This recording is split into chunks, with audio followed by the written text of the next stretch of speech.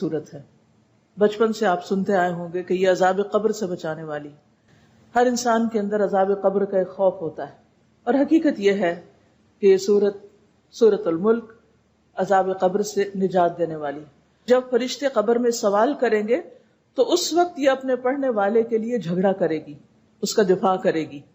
اور یہ ان صورتوں میں سے ہے جنہیں ہم روزانہ پڑھتے ہیں، اور اگر روزانہ نہیں پڑھتے تو ہمیں پڑھنا چاہیے. احادیث سے بھی اس صورت کے کچھ فضائل ہمیں معلوم ہوتے ہیں. ان کو اگر انسان ذہن میں رکھے تو اس کا حفظ کرنا، اس کا پڑھنا، اس کو سمجھنا، اس پر غور و فکر کرنا اور پھر اس کو روزانہ پڑھنا آسان ہو جاتا ہے.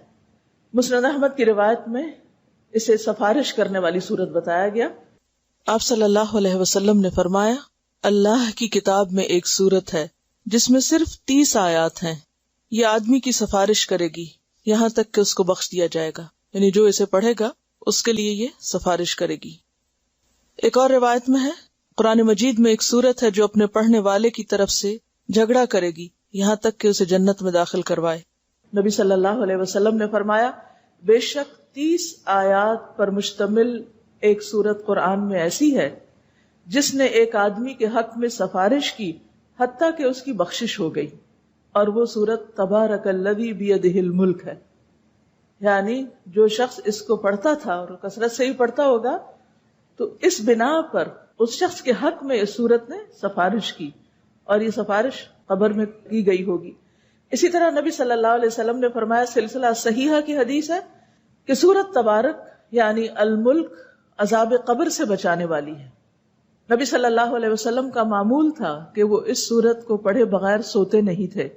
سلسلہ صحیحہ کی حدیث میں آتا ہے، نبی صلی اللہ علیہ وسلم اس وقت تک نہیں سوتے تھے جب تک سورت السجدہ یعنی الف لام میم التنزیل اور تبارک الذی بیدہ الملک نہ پڑھ لیتے.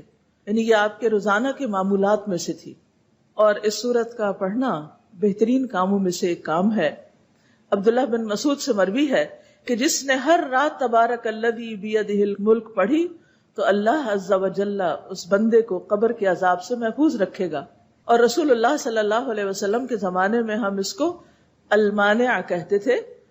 بے شک یہ اللہ عز و جل کی کتاب کی ایک صورت ہے کہ جس نے ایک رات میں اسے پڑھا اس نے بہت زیادہ پڑھا اور بہت اچھا کیا. یعنی دن کے مقابلے میں بھی اس کو رات کے وقت پڑھنا، خصوصاً سونے سے پہلے پڑھ لینا. اور سونے سے پہلے ضروری نہیں کہ بستر پر لیٹ کر ہی پڑھی جائے، اس سے پہلے بھی آپ پڑھ سکتے ہیں. آپ عشاء کی نماز میں پڑھ سکتے ہیں، عشاء کی نماز کے بعد بیٹھ کے پڑھ سکتے ہیں، کیونکہ رات کا آغاز تو ہو جاتا ہے مغرب کے بعد ہی. تو بعض اوقات یہ کہ اگر بستر پہ آپ پڑھنے لگتے ہیں تو آدھی ہی پڑھی جاتی، پھر نیند آ جاتی، سو جاتے ہیں. اس وجہ سے اس کو عشاء کے بعد کسی بھی وقت آپ پڑھ سکتے ہیں.